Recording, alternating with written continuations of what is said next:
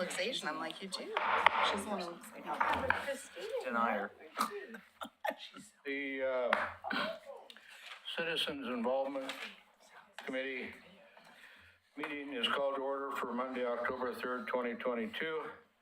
Dennis, would you please call the roll? Sure. Kanema, Linda? Here. I'm here. John Cleese, Caulfield? Here. Eddyville, Carly? Here. And Dee Dee? Here. No representation from Gaffney Lane, nor Hazel Grove. Hillendale, Sarah? Here. Great. McLaughlin, Denise? Here. Park Place, Steve? Here. And Bob? Here. Yes. I believe that's it. I'm here as well for McLaughlin, for Will Ilsison. Great, thank you. I will. Oh, Sorry. Emily Lisbors from Rivercrest. Oh, there she okay. is. And Bonnie Espy from South End. She's usually. No, okay. He's in the waiting room. She could be locked out. That was the problem. Emily, grab your sign and grab a seat. Oh, I did submit the application, Officially. Okay. but I'm happy to just sit over here. We've left a I chair just for felt you. it's- You have a nice warm seat right here. Come on up. Come on up, baby girl. I don't want to. I don't Look think, at her sign over there. I don't think the mayor has appointed her yet, but Yeah, that was the Come on up. issue. Okay. Didn't she have to have an election? we still enjoy your company. Welcome. Yep. Oh, that's Oh, weird. that's all. So we're just. I thought they weren't together enough to even have a group. Aquila, is Liz Hannum on Zoom or? mad. Yes, I can see her. I'm here. Oh, okay. Hi, Liz. You're our first presenter tonight for the Downtown Oregon City update. Yeah, just wanted to give you a few things. We've been really active this year with events, which is pretty exciting to see people back in downtown. We had, in the last week, we've had the Oregon Trail Game 5K, a wine walk, wine and cider, a Arch Bridge celebration, and we got 2 more weeks until the next event. So we got 3 events coming up in October for you to potentially come to. Harvest Festival, we're gonna try that this year. It's our first year trying it. We've got games and vendors and face painting, and we've got a gigantic obstacle course that is Halloween themed. And then later that evening, that's October 29th, so that's from noon to 5. And later that evening is the adult trick-or-treating, is what we like to call it. So pub crawl and costume contest. And then Monday, October 31st from 4 to 6 is our trick-or-treating on Main Street. So this year we're gonna work on, in the past, it's been a little scary because we can't close the entire Main Street because of traffic patterns. So we haven't been able to close the street for 3,000 plus children. So we're going to try something a little different this year, and we're going to block off some of the parking on Main Street. That gives us another 8 feet of leeway to have the kids be a little safer from the cars. Other than that, things are moving along downtown. We've got lots of new businesses. We've got a couple of new restaurants, and potentially one more that's in negotiation at the moment. But we're going to start working on the Bridgeview building, the one that's at 7th and Main there. The rooftop is being worked on. And then once we start that, then we can get all that stuff out of there and make a new restaurant out of it, which is pretty exciting because it's been kind of a storage facility for a long time. So that's kind of the main portions of downtown. Yeah, it's pretty quiet. We've got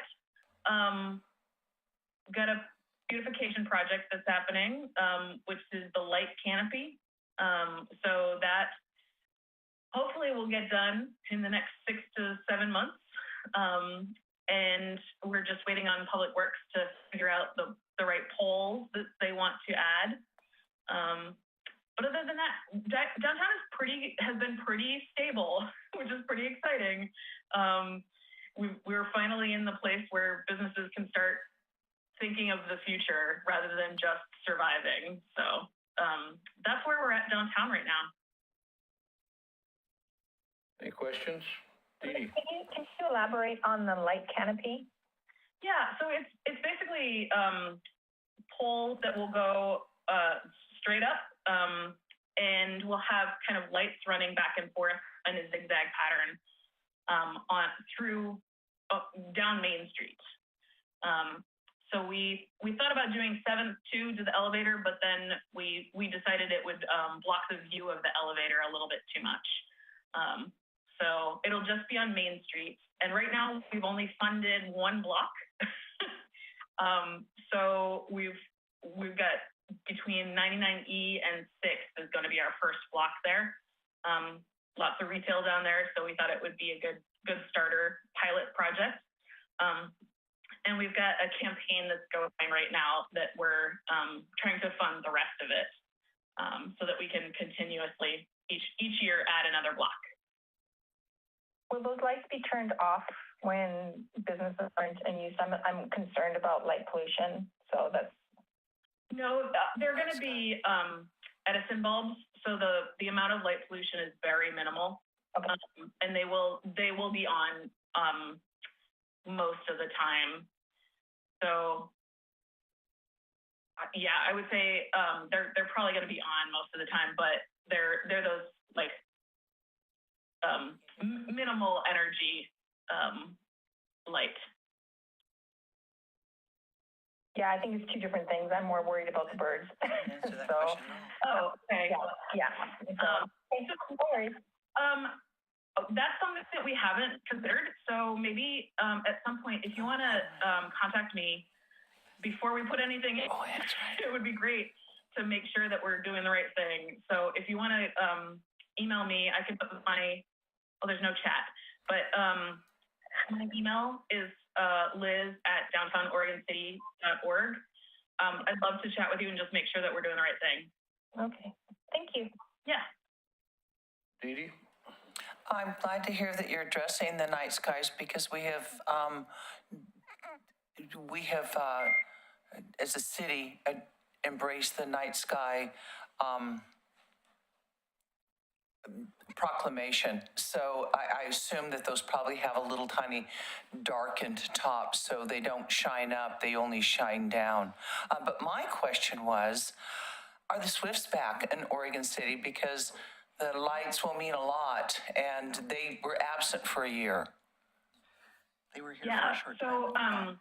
the weather has been pretty warm this year, so we didn't see them in the normal time frame, but I did see about 100 of them on Saturday.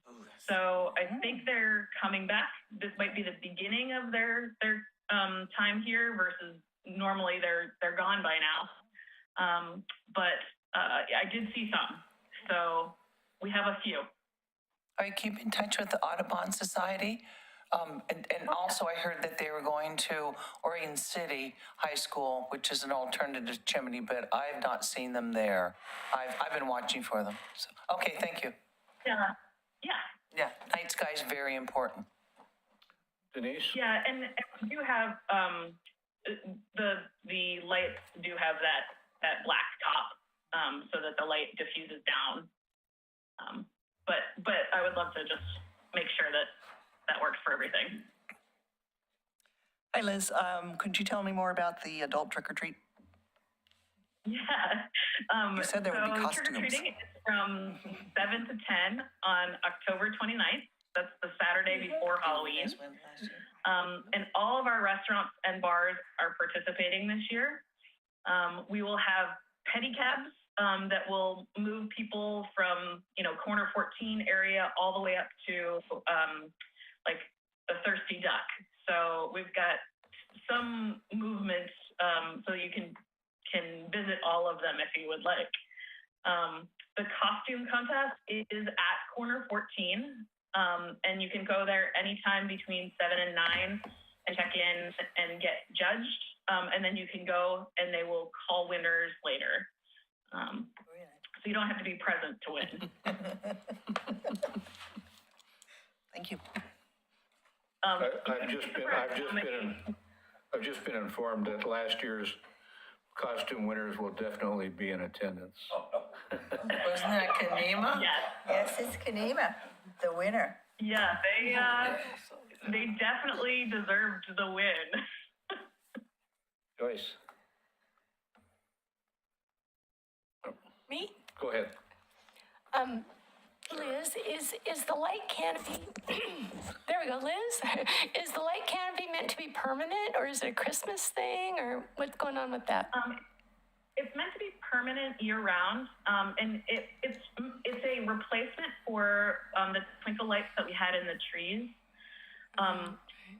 It was kind of a maintenance nightmare for those, and then we had the ice storm, and it just destroyed we had 50 trees lit, and only 2 of them worked after the ice storm.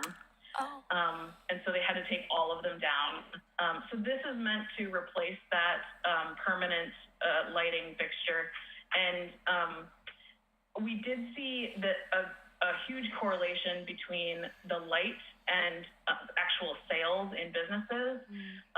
We did a survey, and it's about 15% on average increase in sales when we have the lights versus when we don't. And so it really does make a huge difference, especially in that winter time, when everyone, especially retail, is pushing hard for the holidays. Nice. Thank you. Okay, it's exciting to see that downtown is becoming alive again. That's wonderful. Yeah, it was nice. A Thursday night for the wine and cider walk. 400 people hanging out downtown. It was fantastic. Okay, anybody else? Questions for Liz? Okay, thank you, Liz. Thank you.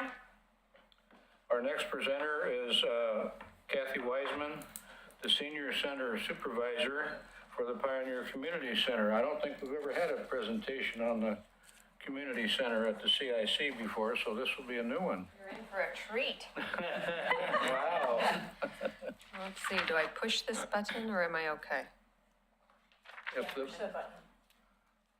Oh, there we go. Okay. Well, thank you, Bob, for inviting me. So I am the manager of the Pioneer Community Center, one of my favorite places in Oregon City. Obviously, I've been there almost 20 years, so it should be one of my top favorites. But your community center is an adult community center, and it serves a significant number of seniors in our community. One of our cornerstone services, of course, is Meals on Wheels, which is a program that serves homebound seniors. Currently, we've got about 130 clients on Meals on Wheels. We serve Oregon City and West Lynn. They are not equipped for Meals on Wheels, so we provide that service for West Lynn. We also provide a transportation program. So if you look at the Pioneer Center, they've got 3 large buses that are Ride Connection sponsored vehicles. They're 14-passenger buses. And then we have 1 city-owned vehicle that we can use for trips and as a backup van. We serve a noon lunch to seniors over 60, and that is by donation. It's a program to encourage healthy food intake as well as socialization. So those are some real key parts of our community center for senior services. Then we also have a client service coordinator who's on site full time, and that person helps with low-income energy assistance. If you're looking for housing or someone to help care for a loved one in your home, we can find someone to help you figure those pieces out. Right now, we've got lawyers that come in and do short meetings with people for free. It's a half-an-hour event. You come in, you can talk about your, if you've got renter problems or if you have an estate planning issue. We also have classes through the community college, lots of Tai Chi, yoga, we've got ukulele, we've got art classes, we have drop-in activities. And then in the evenings and weekends, we're also used as a site for renting. So if you have a party you want to throw, weddings, memorial services, we rent the facility out for those purposes. So really, if you're looking at that site, we're a restaurant, we're a grub hub. I call it Grandma Grub Hub. We do with our meals. We're basically a TriMet service site, and then all the other activities that we provide. So we're a pretty busy facility. And pre-COVID, we were providing about 130,000 units of service to people, whether that was a class, a meal, a trip, or a contact with one of the staff for a service-related issue. So it's a pretty busy community center. COVID really hit us pretty hard. We closed the doors, but the staff and I were still there providing meals to our homebound clients 7 days a week. So we all continued to work through COVID. So we were pretty busy. It was a slow startup after COVID, but now that masks are not really a big issue, people are roaring back, and we're really thrilled to see everybody. So that's it in a nutshell. If you have any questions about it, I can answer those. I have a question. Go ahead, Dennis. Recently, we've been trying the various neighborhoods to find facilities for us to gather, on our, we do it at least 3 times a year. And the difficulty is always trying to find a location that goes from 7 to 9 as a rule. We're currently using the graciousness of one of our residents who has offered his church. And while it's nice, I think it would be nice if we could be centrally located within the neighborhood. And we have tried the fire department. We've been where else have we been? Library. The library. And I know your hours are tight, but I wonder if, and I know there's a lot of talk going on about this. This is not a new issue of like finding facilities for the neighborhoods to meet quarterly or however often they meet. I don't know, are you aware of this taking place or questions about this? Well, we were asked to provide that. I think Kanema called us, and the times didn't fit for what we already had scheduled. So we did look at that. That was about 6 months ago. And Karen Morey was another neighborhood. I can't remember what neighborhood she was in, but it didn't work for her schedule either. So the easiest way for us to provide that is in our basement area because it's a separate entrance, so we don't have to have a building attendant to do that. Unfortunately, that building has just that one lower space, and it is incredibly popular. So we have a lot of folks that are long-standing renters in there, and that's why it didn't work. I can't remember who inquired, but I know it was from a Kanema neighborhood. Right, our chair. And might have been McLaughlin. So we've tried. Kathy, would you be able to send me a list of evenings that would be open? I can take a look. I can do that for you. And then I could pass that on to the rest of the neighborhoods, and if it fits in anybody's schedule, then they might be able to take advantage of that. Yeah, we can. Because I'm I know happy all to of do the that. neighborhoods have been having difficulty trying to find appropriate places to meet. And I think there's been quite a bit of talk about that, trying to meet that need. So I know at least a few people are working on that. Okay. Thank you. You're welcome. How many people work in the facility?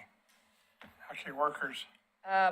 Well, let me think here. We've got 3 folks in the kitchen, part-time, 2 part-time and 1 full-time. Shirley's our full-time Meals on Wheels coordinator. I have 2 part-time bus drivers. And then up front, there's 4 of us, although I'm short-staffed. So currently there's 3, there should be 4. And then 1 part-time receptionist. I went up there once to donate some crossword puzzles, and they didn't seem to have any kind of an organized system for donations, but they did refer me to a table down the hall to put those on for people to help themselves to. Can you kind of enlighten us on that? That is our very popular free table. So when people come in, you are welcome to come and donate and put those things on that table. And when people come in, they know that that is a place they can take and leave. So it's kind of it's our mini Goodwill, basically. We take cash donations. We have to be a little careful on just taking things because things tend to congregate in the crevices of everywhere. And when I first came, it is not any exaggeration, every single place that you could stick something in that facility had something stuck in it. And I took a lot of stuff out, and we made probably at least 20 truckloads, bus loads to the Goodwill, because people had left every make, manner, and model of item, and we just decided it was, and we were having troubles with ants and things. So that's our free table, and it's really a nice opportunity. People just peruse through, take a puzzle, a book, all kinds of things. Well, I also take cash donations. Okay, well, you'll have to fight me for those. You'll have to fight me for those, Bob. Any other questions, comments? You got a great gym there. We And do it's have a nice utilized all the little time, gym, and they don't got we? a Concept 2 rowing machine and really nice new weightlifting stuff. It's really nice gym Well, I have to tell you, for $1 a day. when I came here, and I'm a little stubborn, so when I came, I asked about donations, if we could, do fundraising and solicit donations. And my boss at the time said, "Oh, we don't fundraise here. It's union employees, and it just doesn't. The cost factor doesn't add up." So I thought, well, I'm going to do it out of spite. And so all that equipment in there is actually purchased by donations and fundraisers. 3 of our buses through Ride Connection those are a grant, and so Ride Connection and the county provides 89% of the cost of those vehicles, and they're about a $60,000, $70,000 vehicle, and we have to come up with the match for the rest of it. That came out of donation money. The city-owned bus that we have came out of donation money. So a lot of those amenities that you see are really the staff doing what I call passive fundraising. So our Christmas wreath sale, we just take orders while we're there. We're not out knocking on doors. We just take orders while we're at the facility. We order 200 wreaths. We have volunteers put the bows together, and the staff and I will put them on in the morning, and that's one of our fundraisers. The appeal letter that we send out, we can do that while we're there doing our regular jobs. So it's those easier types of fundraisers. We're not doing those really heavy, time-consuming, like the silent auctions and things. Those can get really time-consuming, and then when you're paying union employees overtime, you don't really make much. But this community is incredibly generous. Folks like you that are volunteering for committees like this, incredibly important. And we're just very fortunate in this community. So that Pioneer Center is really a gem. And if you're out and about, stop at another community center and you will see just how lovely this center is. It's aesthetically pleasing. It's the equipment there is in great shape. We're very lucky to have it. Do I you know I've utilized it a lot. advertise like the wreaths in the trail news and that sort of We thing? do. Oh, We're gonna okay. hit you up everywhere we can. And then, do you have weddings there? We do. We have everything, weddings, birthdays, anniversary parties, bar mitzvahs, quinceaneras, memorial services. We have church there. A lot of times, a church that's just getting started and they don't have their own brick and mortar church will start out at the Pioneer Center. We've had 4 churches come through there and grow to the size where they've had to go get their own place.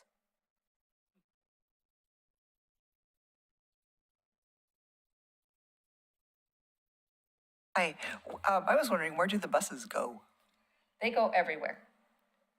They Right will go, well, we provide, Oregon City and West Lynn again. West Lynn doesn't have their own transportation services, but we've got an Oregon City boundary. So what we try and do is not, compete with other, like Canby's got their Canby Area Transit Program. So there's a boundary. Canby comes up to the street and we come up to it. And the same with Gladstone. You know, they have their own systems and they're funded and reimbursed, so they stay in their area. But we go West Lynn, Oregon City, and then we have recreation trips that we do every Wednesday. So we'll head to the beach, we'll go to Mount Hood, they do dine outs. They've got a trip coming up to the Sasquatch Museum, and I think there's a Sasquatch beer place. I'm not sure how that will taste. I don't know if they make it from Sasquatches or if Sasquatch serves it. I'm not quite sure. Is there a schedule somewhere that we can find? There is, and actually I brought some newsletters and activity calendars. I put them on the back, and there's a trip brochure back there. There's also a Meals on Wheels. We really do need Meals on Wheels drivers, so if you're not busy, it's an opportunity. Pre-COVID, we had about 150 volunteers. We're the biggest consumer of volunteers in the city, really. It's been a struggle to get folks to come back. We're working on it. Anybody else? Okay, well, thank you, Kathy. That was very informative. Thank you, Bob. I appreciate it. And I really, again, appreciate each and every one of you with your volunteer time and how much your commitment is to this city. It's important. So thank you.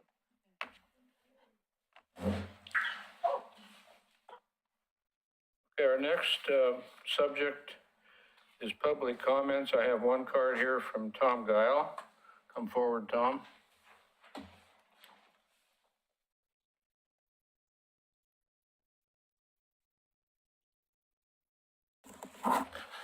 First off, a couple of observations. I see Aquila is getting her exercise, having to get up and down to change the camera. This is amazing. The speakers in this room actually work. You can actually hear everybody. It's amazing to be back here. Many of you don't know me. I'm Tom Guile. I was chair of this for 3 years. In the early days of this, when Steve and Damon Mabey and myself and a few others got this reconstituted, I guess is the best word, and got it going again. And it's great to just be back and see you all again. My reason for being here is to talk about some information for all of the neighborhoods about the appeal. So, Adam, no offense to you, but if you feel like this might be ex parte contact, if you want to step out, you can. If not, you're welcome to listen, but I don't want to put you on the spot since I know it's going to come before you.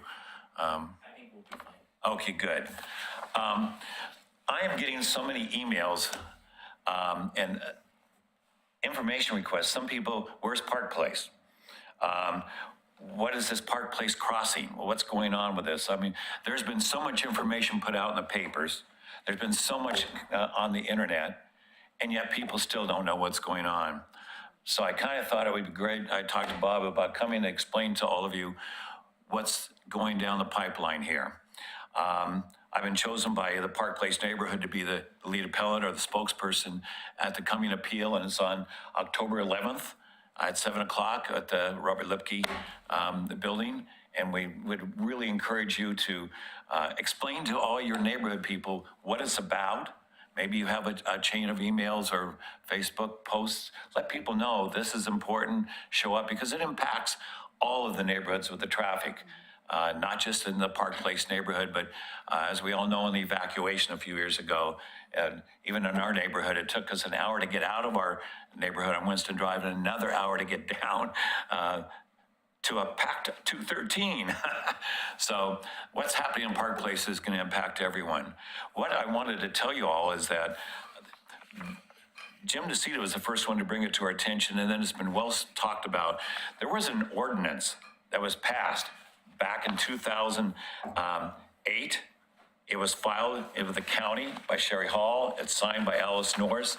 And it said that any changes to the Park Place concept plan, which several people worked on for years. I mean, we all attended so many meetings, Steve, so many people, they were called charrettes, and to discuss what we wanted to see in the way of a concept plan for the neighborhood. And one of the major components of that was a north-south road to take the traffic off of Holcomb, and all those 450 to 500 some homes would be going down the hill to Redland Road, rather than cutting through the existing Trailview and other neighborhoods, or filling up Holcomb Boulevard, because we all know what that's like. According to this, what happened is that there was to be further amendments to the Oregon City Comprehensive Plan and map zoning codes, and the map will be necessary in order to implement the Park Place concept plan. And these amendments will be considered and reviewed in a duly noticed public hearing sent to all Oregon City residents. So what the plan was, they knew that it was it's 92 acres. It was one of the largest developments to ever come in, to be annexed in. They knew there would have to be considerations for slides, for roads, for all that. We're not against development. We know it's going to come and we'll be fine with that. But we want the concept plan that was originally put forth to be followed. We want that north-south connector, and right now they do not own the land down below from Livesey on down. And so that means that all that traffic from all those homes, if you can imagine that this being all the homes that are existing, all the new development is going to be completely surrounding this. And the only ways to get out is either cut through the neighborhood here, or these homes over here to come all the way and go up to Holcomb up here. So it's really going to be confusing and very congested in that area. So we're the neighborhood appeal, but there's eight total appellants for this. We'll be meeting on the 11th, as I said. There'll be the appellants go first, then Icon has the 10 minutes for a rebuttal. And then I believe the city commission, if there's enough time, because, sorry, I didn't say that. Anybody who already applied by 4 p.m. last week gets 10 minutes as an appellant to speak and say what they want to talk about. Some people are talking about nature and birds and wildlife in that area, because who's going to give them the eviction notice? You got to clear out. The slide areas, what areas are dangerous? Scott Burns from Portland State was in. Tom, Sorry. we have to be careful that you're not putting forth an appeal Here, I know. right here. Okay, I'm just telling them what's going on. Just tell us. Okay. Sorry about that. We have about 8 appeals going, and but everybody else, if anybody wants to make comments, gets 3 minutes. That's where I was leading with that. So there's all kinds of appeals that have been filed, but everybody else gets 3 minutes, even if you had not filed by 4 p.m. on that day. Then if there's enough time, the commission will make a decision that evening. And so I'm sorry if I got too deep into it, Bob. Just wanted to let everybody know there's all kinds of stuff going on with it. But this has been going on for months and months with all kinds of meetings. This is our last chance to say something to the city commission. It's finally out of the planning commission and onto the city commission. So. And the meeting date? Is October 11th at 7 p.m.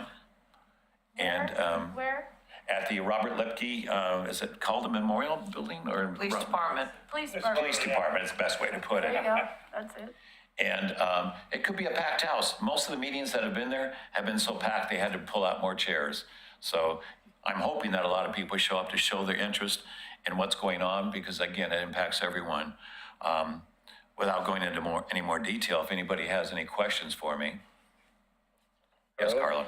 So just a little input here is these houses aren't affordable at all, which is like not really a great plan in terms of livability in the future. Number two, my concern for my neighborhood and all of us is, like you said, with traffic, is Anchor Way from the hospital will be bottlenecked down to Redland Road to the freeway. And then here's the thing is Holcomb is my neighborhood school for the kids. Like if my kids weren't in the bilingual, they would have went to Holcomb.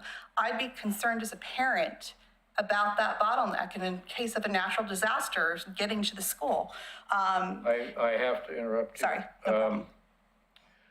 Several years ago, the Citizen Involvement Committee was accused of becoming political. Okay. And so I have to tread Okay.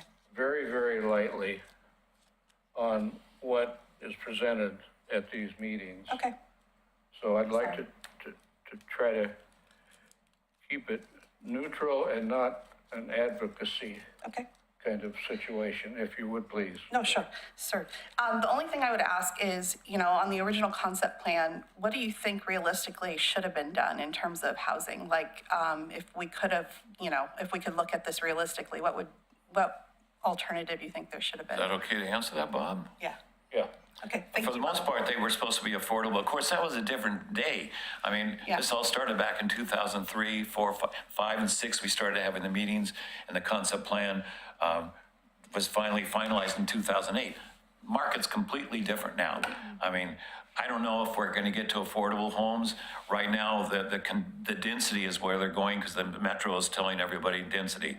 The lots were, according to the city, I think it was 2,500 square feet. They're now asking for variances down to 1,800, which would be almost townhouses. So even those are going to, depends on the price of wood, the price of development, and the marketplace. We all know the market's going down now, but by the time this gets built, it could be back up again. So I don't think anything's going to be affordable anymore. I just saw on TV last week that Portland had a 7-year program to find affordable housing, and now one-bedroom apartments are 2,500 in Portland. So I don't know. So again, we're not against development. We know it's going to happen. We just want to be responsible. Dee Dee? Hi. Hi. Tom. Thank you very much for taking up this cause. I've been to almost every single one of the meetings, although I do have to sit out in my car to hear them. So I'll give my testimony and then I sit out in my car to hear them. Because I've been to test kitchen several times with hearing aids, without hearing aids, different sections of the room. But anyway, thank you very much for picking up this cause. I had very good friends of mine that have worked on this concept plan, and when I'm watching it, I'm thinking, well, they're giving you one fast food spot and not a shopping area, which was in the concept Original plan. concept plan. It is about making it livable up there. My friends were up there during the fire, and it took them 3.5 hours to get down. They immediately sold their home and moved to Salem. I just stayed They there. don't want to be paradise. So thank you very much. Yeah, thank you. See you I on hope the I haven't said too much. I'm sorry, Bob, if I didn't want to get off on a tangent, but because I haven't even begun to tell you what some of our appealing information is, and I didn't want to put Adam in a That's okay. bad place. I'm always, I think, appropriately tuned in for censorship. I understand. Necessary. So, I understand. Any other questions from anybody else? If not, I'm going to go home and watch the rest of it while I work on the appeal. okay, thank you, Tom. Thank you all. Good luck, Adam. Aquila, is there anybody on the Zoom for comments?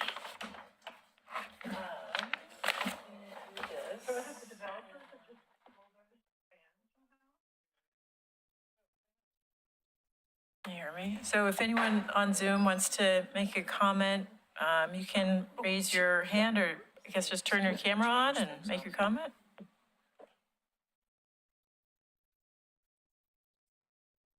Guess not. Okay. Okay, we gave them their shot.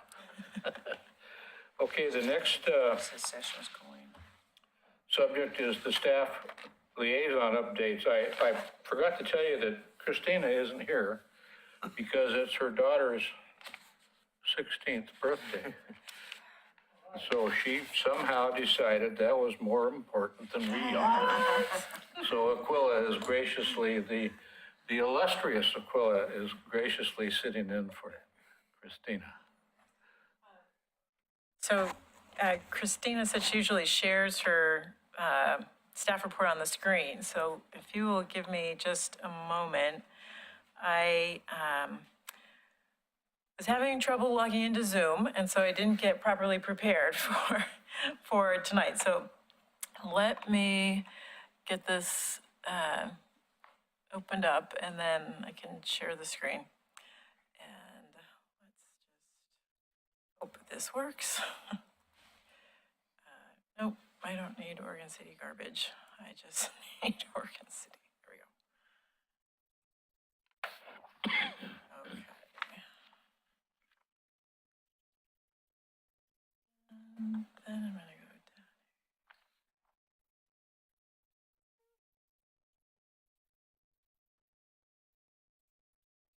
Okay. Let me get this.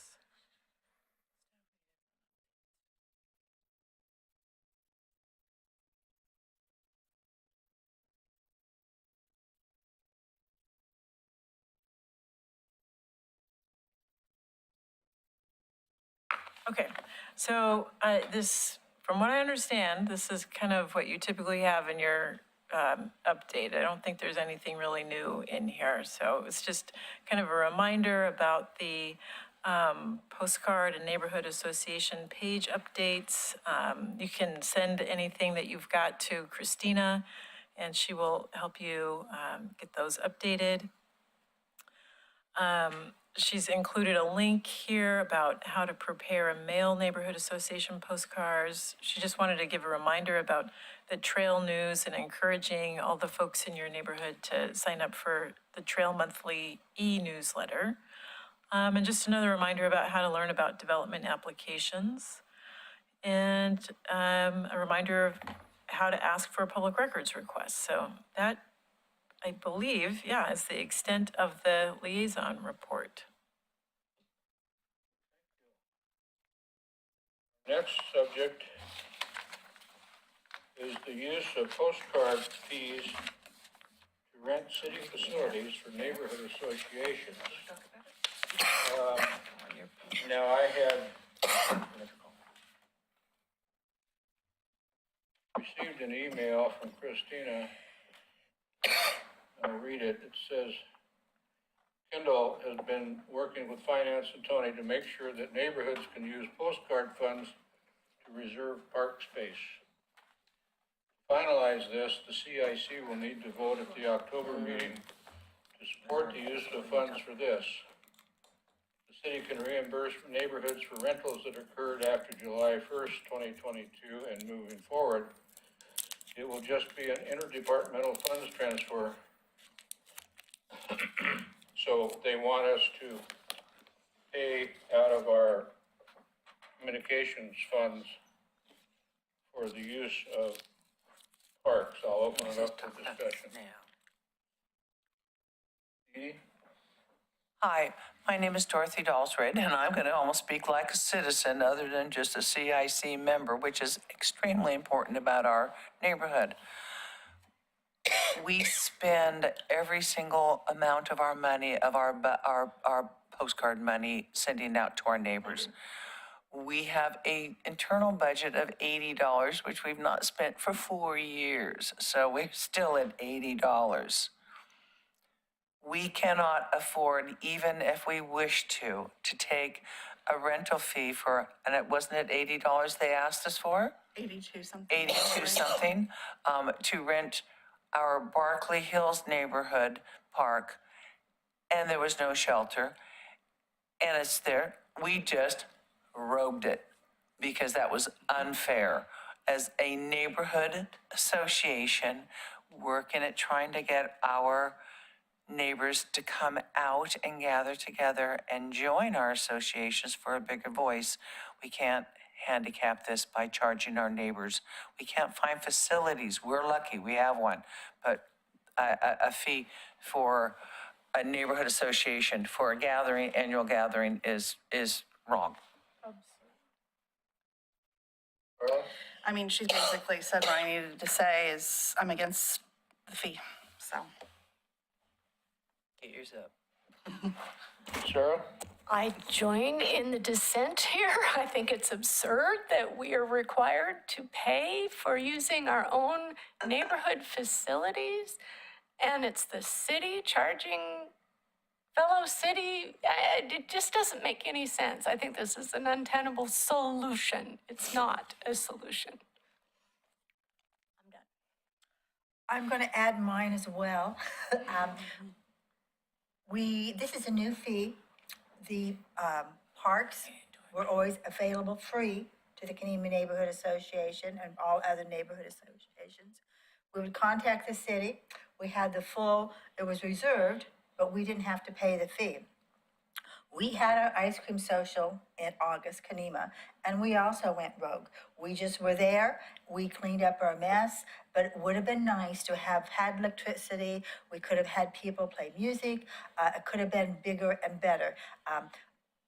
Anyway, I also think it's absurd the way they're doing this, because we've never been charged fees. We pay our taxes. These are homeowners that come here. We've already paid our taxes, and then Kanema Park with a lot of citizens, hard work, labor, who brought the park up the way it is. And now the charges is obscene. Yeah, I guess I gotta say something too. How could I let it go, right? I would agree with Linda and everyone else. It seems like a funny way to extract a fee for something that seems to be a part of a community, the place where you think you want to bring everybody together. And if it was to go this way, then I think it's incumbent upon the city to provide the services. There would be a restaurant that would be open, there would be lights on, there would be more facilities to play basketball into the night. So I mean, I don't see where this nominal fee, however it is figured out and calculated, is worthy of this kind of consideration. All of a sudden, we're met with this extraction of a fee, where before it was just seeming like, we were sort of getting along and working in a sort of a communal way to get people out, enjoy their parks, and be a part of that community. So this imposes a whole new restriction that is sort of like a detriment to what I would call community. And so I'm just adding my complaint to that, so hopefully it'll be reconsidered. Yeah. They pay taxes, it's in their neighborhood. He's charging like 80. Somebody else is talking. Can we turn it up? Is there someone on Zoom who'd like to make a comment? Because we can kind of hear you, but we can't really, so we're not sure if we missed your comment. I would like to ask a question. It wasn't me, but I was asked, how many of our... Excuse me, would you... Often are we, Oh, this is... Will, Will. from McLaughlin. I was just wondering, how often are we using the parks? Is it once a year? Is it... I could understand them saying, okay, we don't want a monthly, or if they're losing fees from someone else, but if we could all agree that, okay, we do this once a year, twice a year, whatever, to use the actual park to gather a neighborhood. Has anybody ever suggested that? Is there a way that we could work with them, or, throw out some limit? I can understand that they don't necessarily want the neighborhoods using it on a monthly basis or whatever, but I'm just throwing out ideas.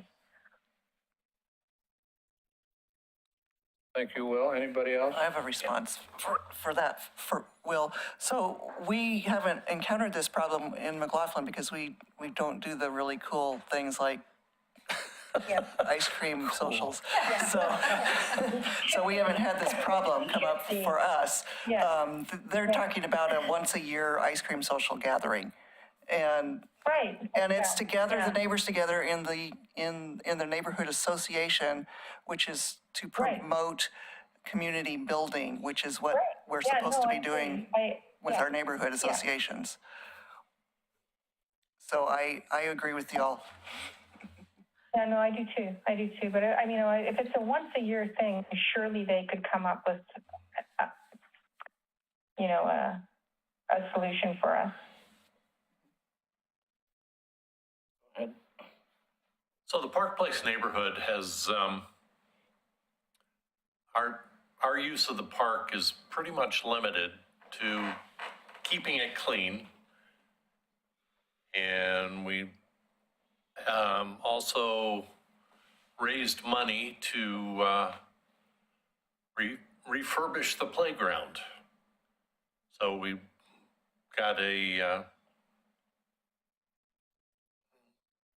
must have been about $80,000 to rebuild the playground structure that was damaged, that was already out of date and should have been replaced probably 20 years ago. But I think it's unconscionable for the city to charge the neighborhoods to use the parks that are supposed to be there for people in the neighborhood to use. So, Steve, I have a question. Did you charge the city for cleaning up their park? we did not. Thank And I didn't charge her for the donuts I bought either. And remember, you bought all the whammy fruit.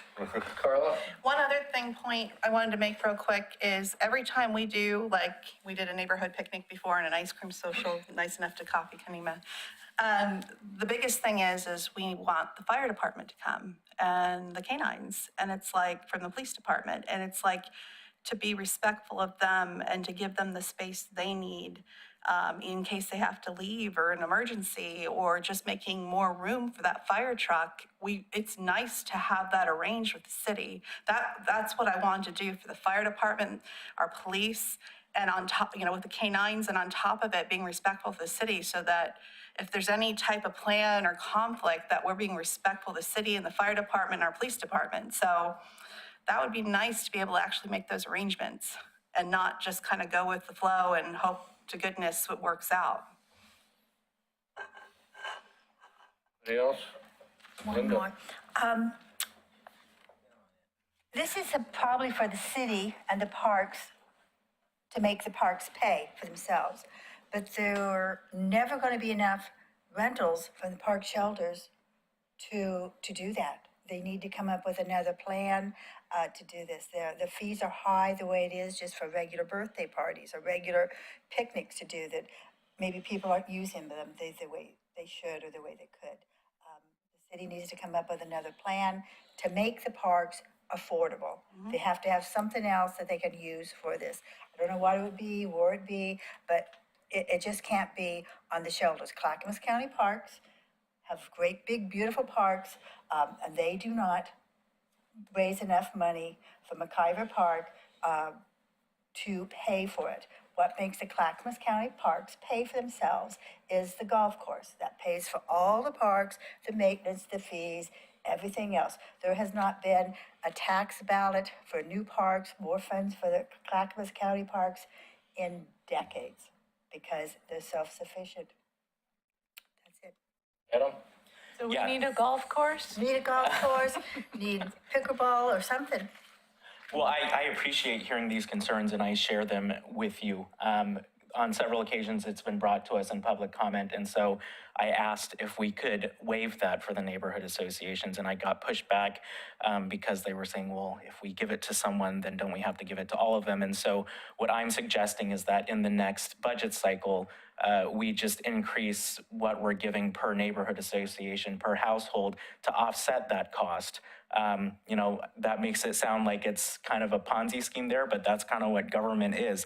But what I'm suggesting is basically you guys are already getting funds and we need to be increasing that, especially to be commensurate with what is being proposed with the parks fees.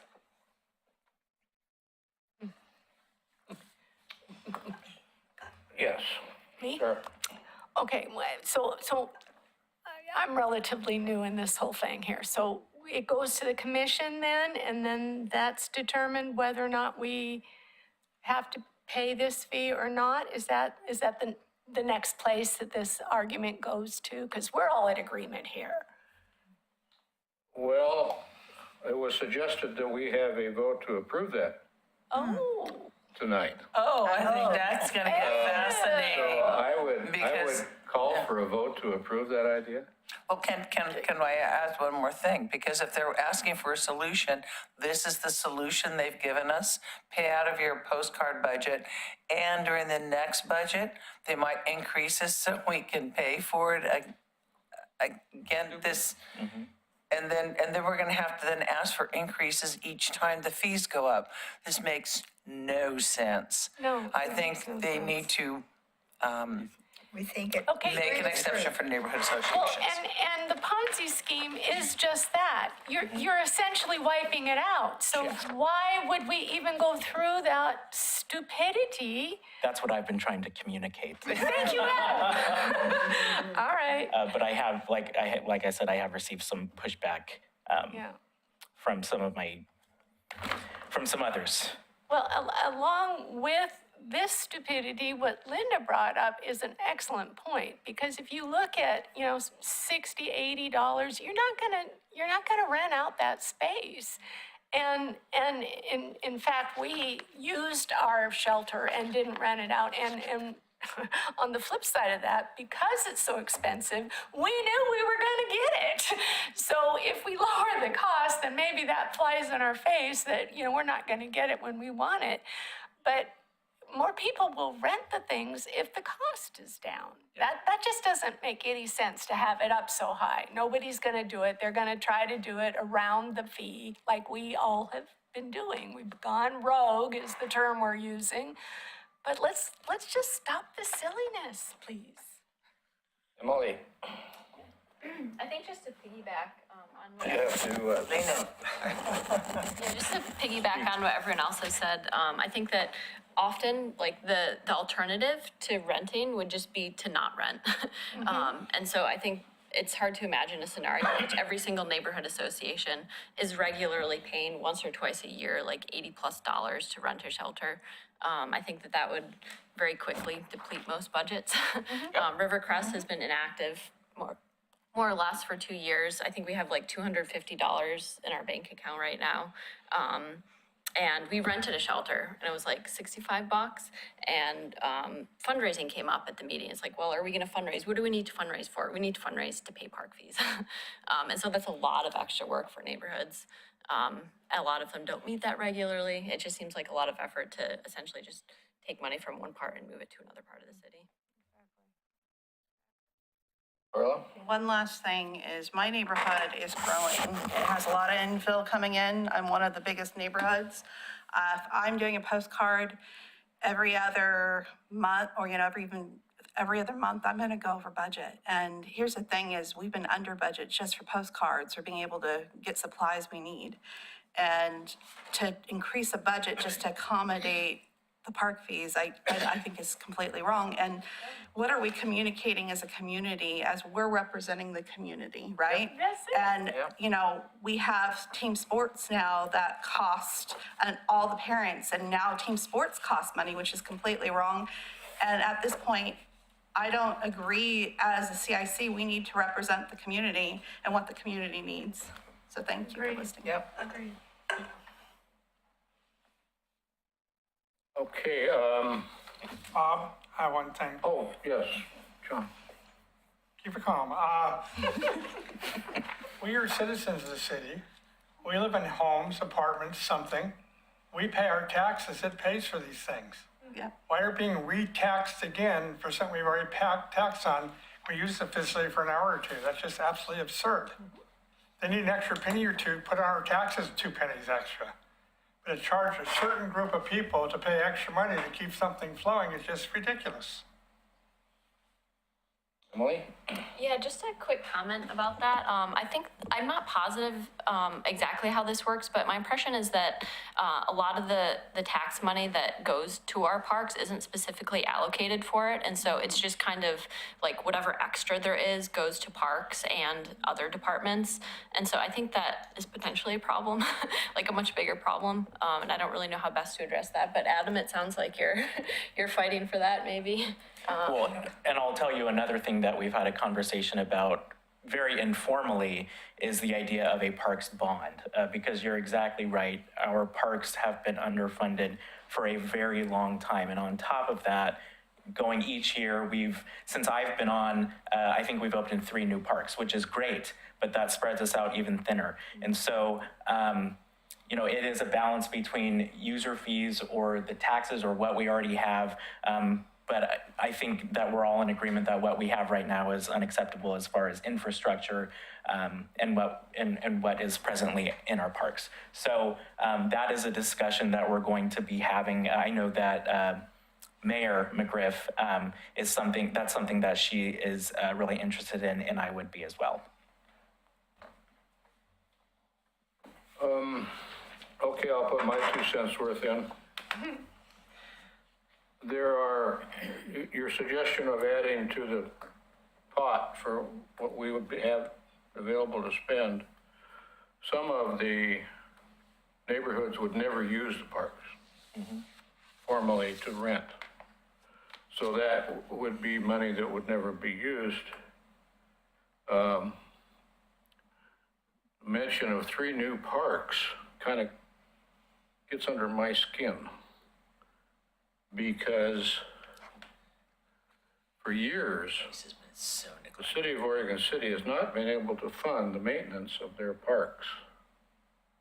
They were millions and millions of dollars behind in deferred maintenance in 2014. I don't know where they are now. The only reason I knew that is because I ran for office.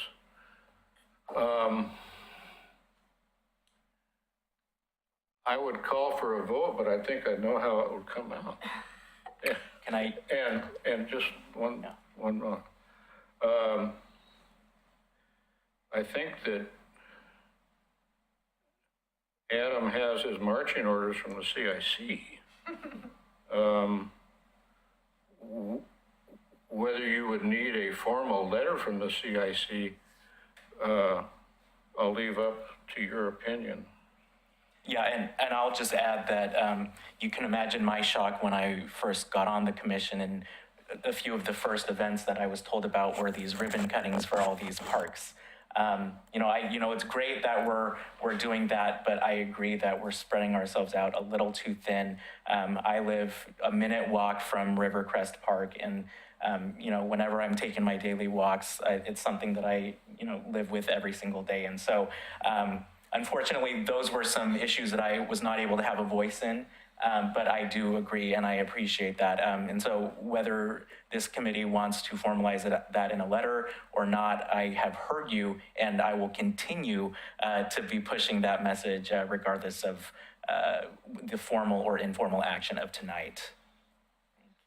Yeah, if this facility gets too expensive to keep this facility up to, we start charging us, we come and meet every month. The fact is, you can always find ways to gather more money, and you beg certain people to pay for it. That's where the problem comes. Steve?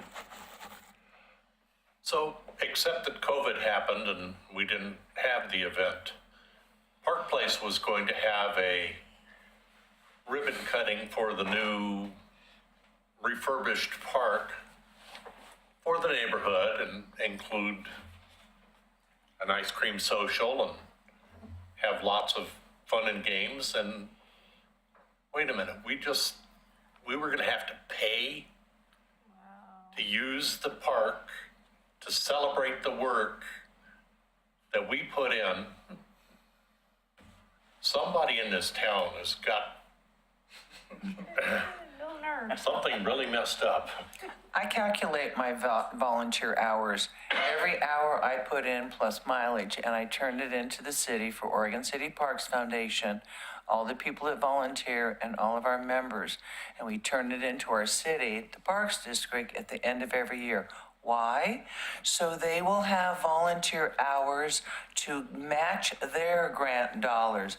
Our work that we're doing, collecting bottles for the parks, cleaning ivy for the parks, putting in cleaning and beautifying all of our neighborhood parks that we have all gone to and we work in, hundreds of hours. And I can document mine, I can pull them out.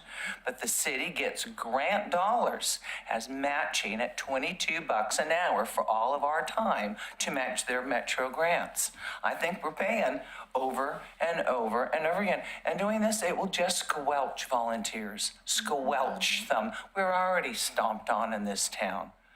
Underappreciated, not stomped on, underappreciated. It's all going to the big bucks that Adam's getting. Yeah, I'll bring this up right after I suggest my raise. Yeah, I think that we've made our decision here without a vote. And I think a formal vote is important, and I think a letter from us is important. The message that you can take back to the city commission and Kendall Reed and Tony Conkle Well, and I can tell you, their message is, surely you jest. Yes.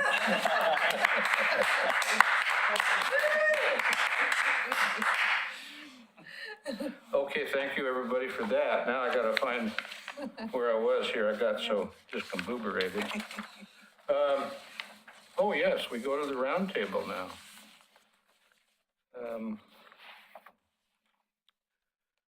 Start out with Kanima and Linda. We did have an ice cream social August 21st, and we were on bootlegged it. We didn't pay the fee. We did have a fundraiser. We made about $118, which barely would have paid a fee if we would have paid a fee. But it was nice. We had some new neighbors that came, new faces we had not seen before, and it was very nice to get new blood and new energy from that. And from one of the people who came to that, who had been coming, she got organized for the first time ever. The Kanima is going to have a trick-or-treat night. October 30th and Halloween. If you want trick-or-treaters, you turn on your porch light, and Kanima has some very steep driveways and hills, and she made these darling little lanterns, orange lanterns to put in there for the steps, and this is from a new, relatively new homeowner in Kanima and a new member, and that's just, we need to just welcome that type of blood. It's wonderful. And we're going to have a steering committee meeting in, the 12th of this month. I can only add, the mention of the young woman who organized this was, she was very enthusiastic. She gathered all the mothers, the young families with their children, and decided at our steering committee meeting that this would be appropriate. And we looked at her and we said, okay. And realizing the time and the sequence and the look, Kanima and its hilly kind of ordeal, we said, go for it. And she really came through. She presented a nice little packet and delivered it to the front door of a lot of the neighbors in the neighborhood, and with these bags for the kids, and really got behind it. And so we're really enthusiastic for the new enthusiasm within our neighborhood. I must say that I've lived here for 17 or 18 years. I've never once had a trick-or-treater at my house. Yeah, right. But if any of you have been to my house, you'll know why. It's a very long, steep, treacherous driveway. Some people even don't like to drive up it. Caulfield, John. Hello. I missed the August meeting, sorry about that. My wife's a computer geek. She contracts with Boeing, and her computer went on Sunday, so I jumped in the car and drove up to Bellevue. Spent 3 days up there while I fixed her computer so she could work and we get back home. So that's what happened in August. We had a meeting last Tuesday, and Ann Griffin, the Economic Development Coordinator, visited with us, and we got a lot of great information from her of what's going on in the city and what they're working on, how to develop different things to help us get employees, bring people in the neighborhood, things they're working on that, which is really kind of cool. We're going to have a meeting in November. It's going to be an in-person meeting finally. I would have had a better August. I would have had one this last time, but August just got out of hand and I ran out of time. So we're going to do it in November. We're lucky. We have the bus barn right by the high school. Sits just down the street from us. So we're really, really lucky to have facilities all the time. Love to see those in-person meetings coming back. Carla, Elyville. You want to go? Well, there's a couple of us here. We have an Ivy Poll coming up on this coming Saturday at October 8th from 9 o'clock. Registration starts at 8:30 till about 1 o'clock. We kind of close it up about 12, but most people hang out to about 1. Children are welcome.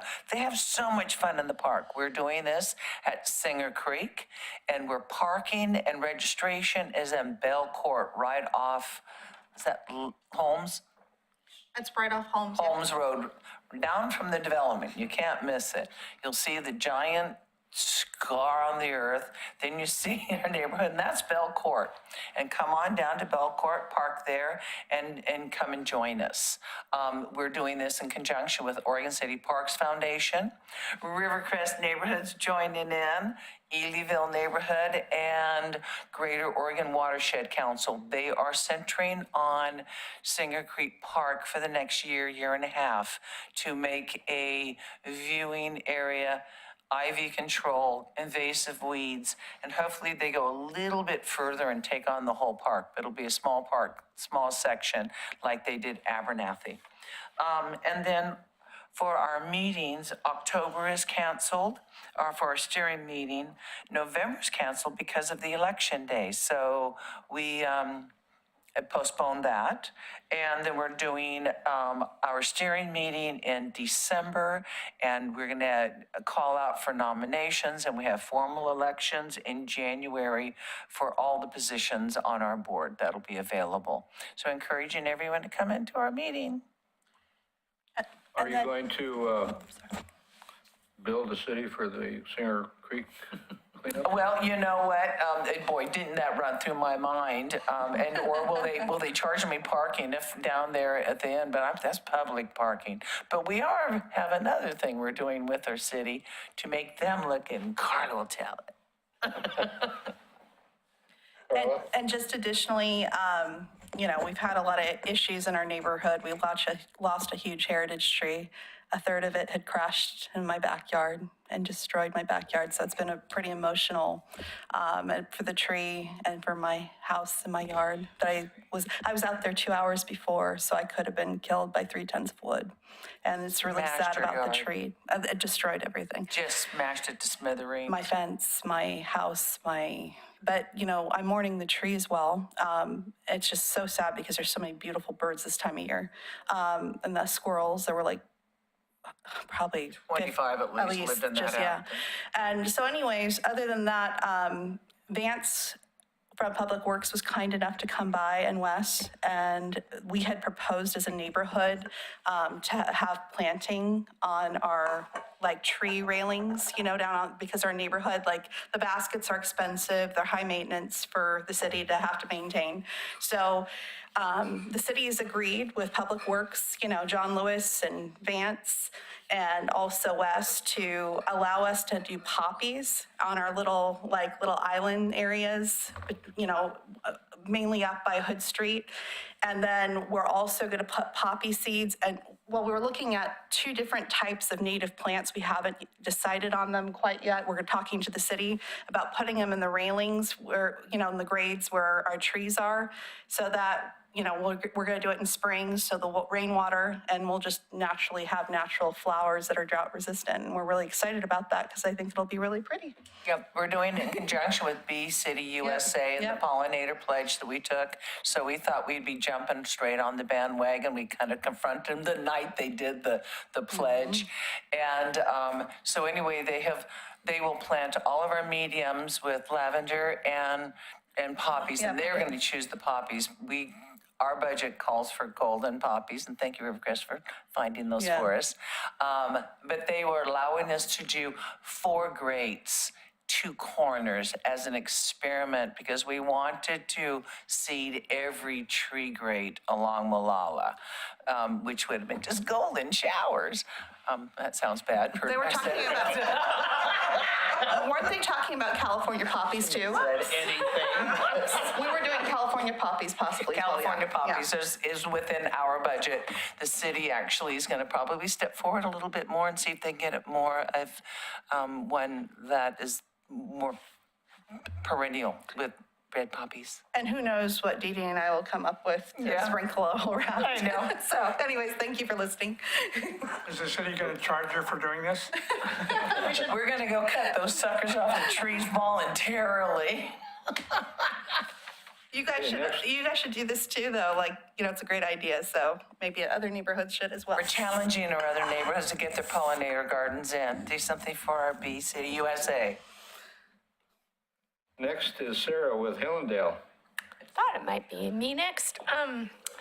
Okay, so we had our general meeting near the last one. I think I told you about that. But William Gifford is ours, and he's very active in life in this town. And he organized for Hillendale, but it was open to everybody, a chance to talk with the developers of the new courthouse.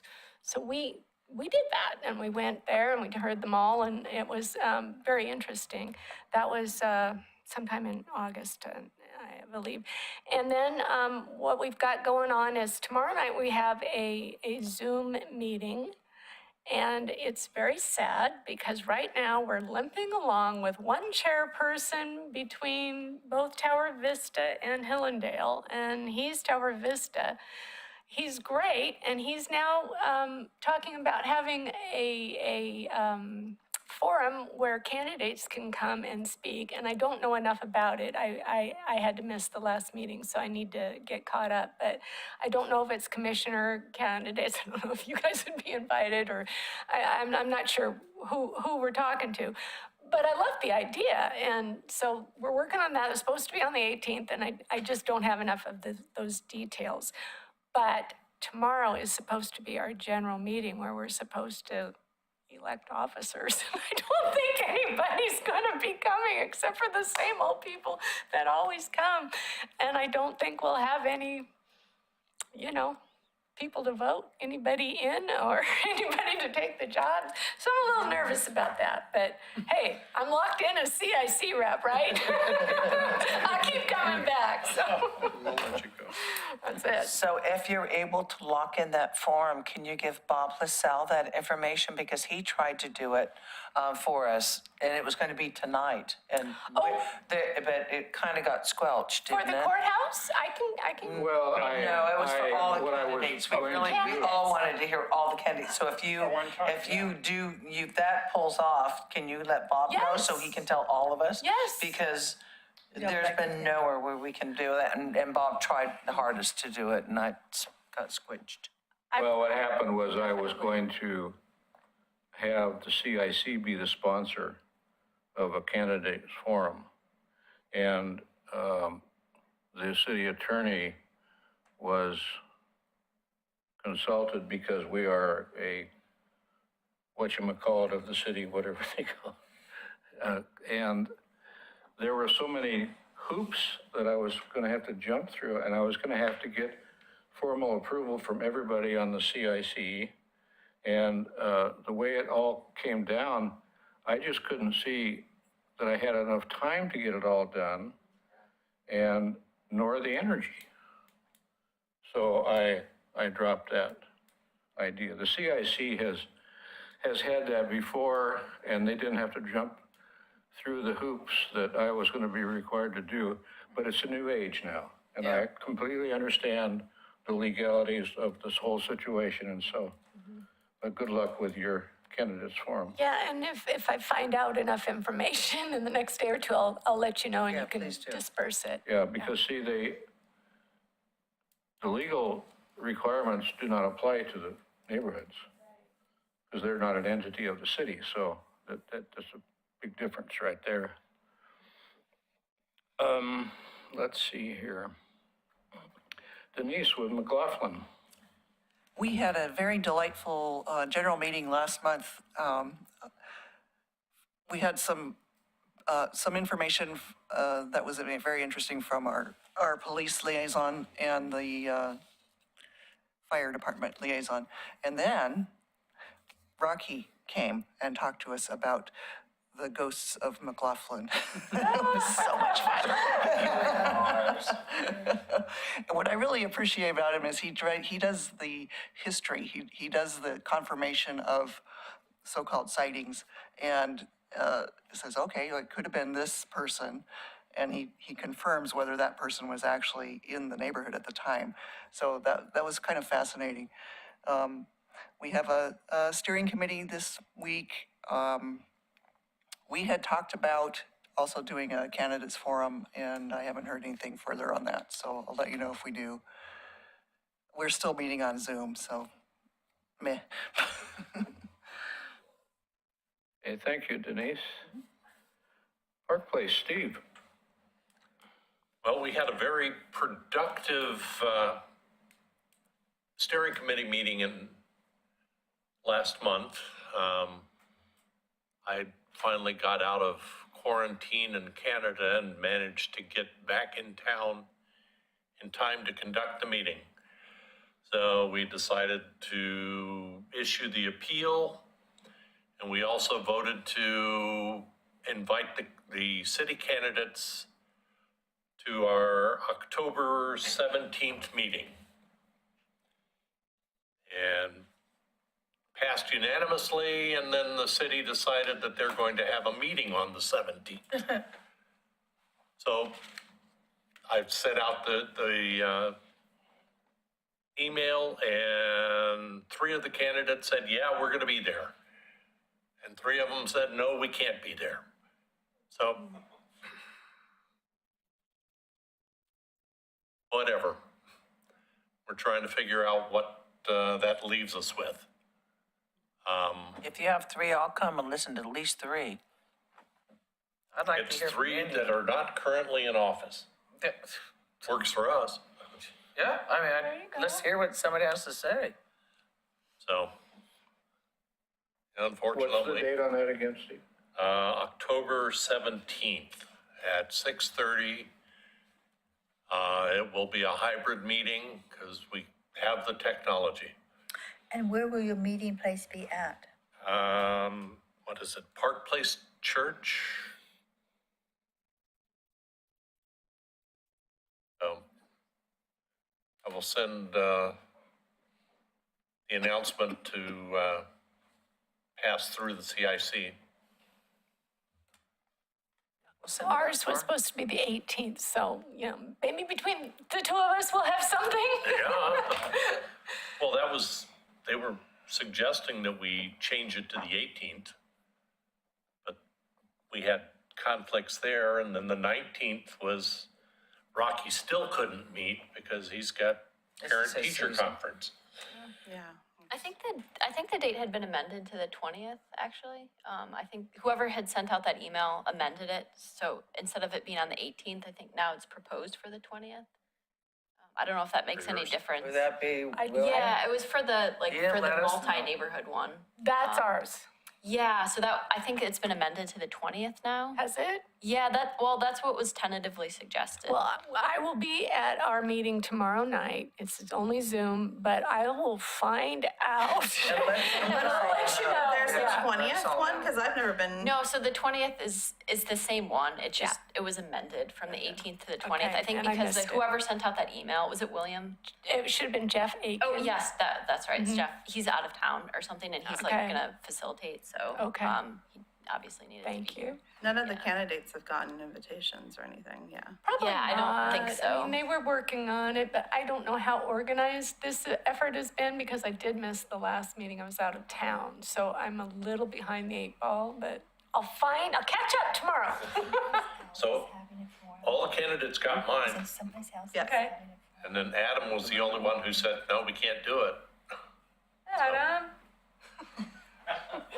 I did not schedule that meeting. Okay, next is Emily with Rivercrest. We met finally after a while, so we had a meeting at the end of August at Rivercrest Park. Postcards were sent out the month prior, and we were a little bit unsure if anybody would show up. We brought a lot of food. We didn't know how much food. We were like, do we get 5 hot dogs? Do we get 50 hot dogs? We had no idea. We ended up getting like 25 hot dogs, and that's about how many people showed up. So we have an active board now.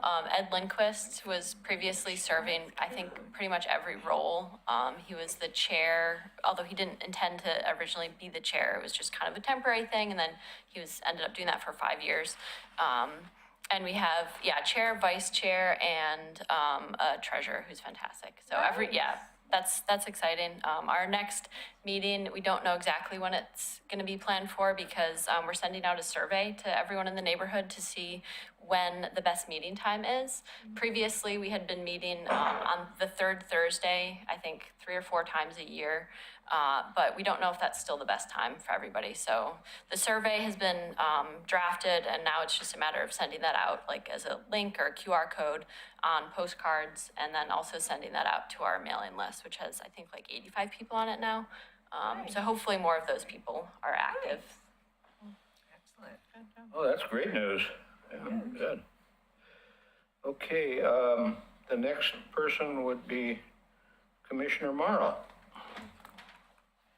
Well, thank you, and it's been a while, and I apologize because in between us having Labor Day and Independence Day off, I was out of town camping over our August meeting to celebrate my birthday. So I apologize that it has been a while.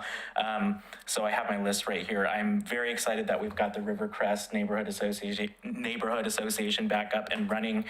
Months ago, Ed had reached out to me and asked if I could, and I said no, as much as I wanted to. And so I wish I could have been to that first meeting, but it was the night of the last concerts in the park and the volunteer appreciation night. And so I'm looking forward to getting back at that.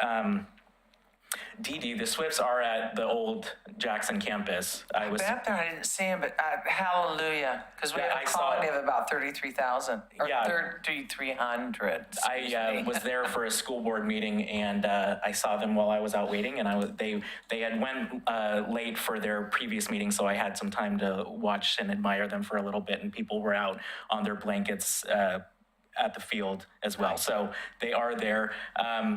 This is something that happened back in August, I believe.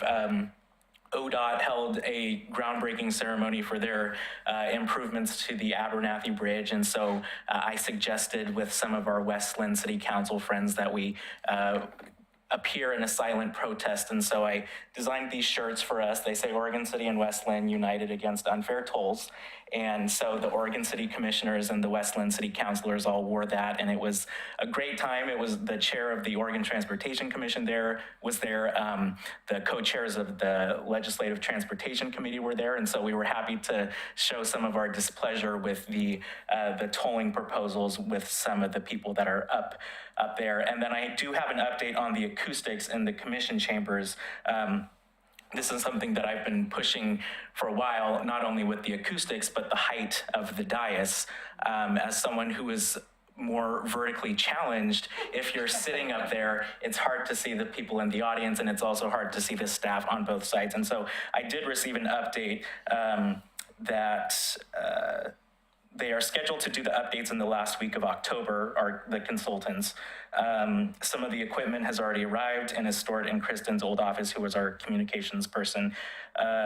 So it looks like, yes, the last week of October. So hopefully that will be that, because you guys have issues hearing and we have issues hearing you.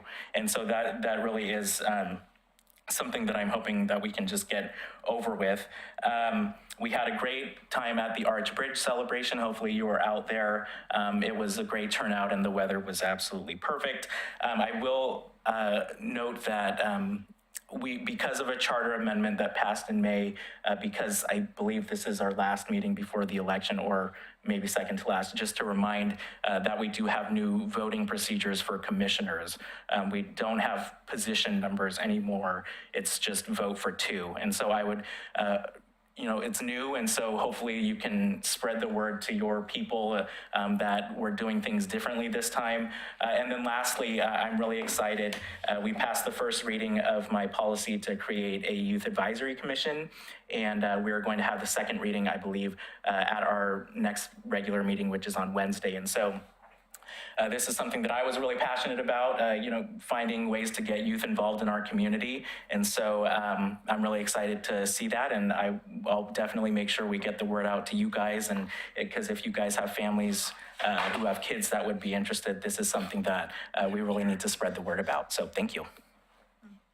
What's an advisory commission?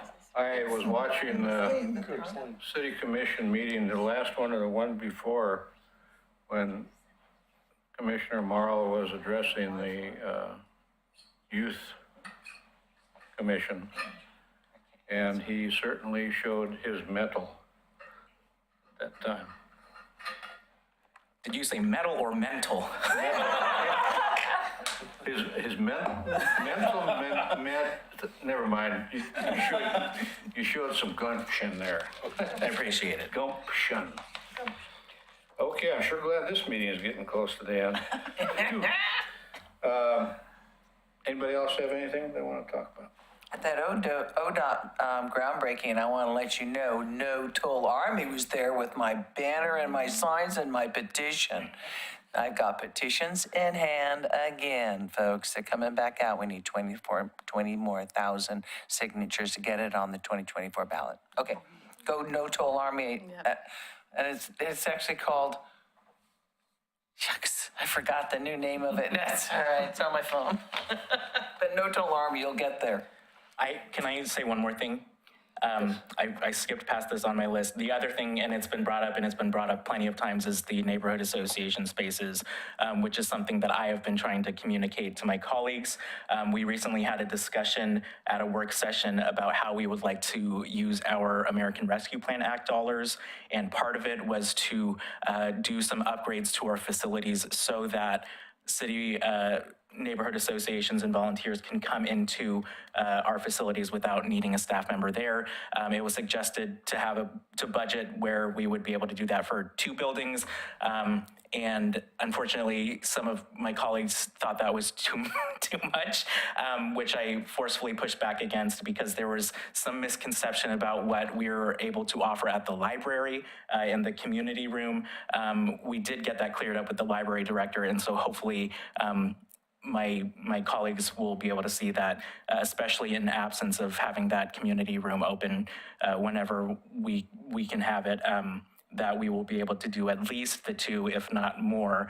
I think they were talking about City Hall and then the planning building, which right across the parking lot from the public safety building. So. Anything else? This meeting is adjourned. Thank you. Thank you. That's good.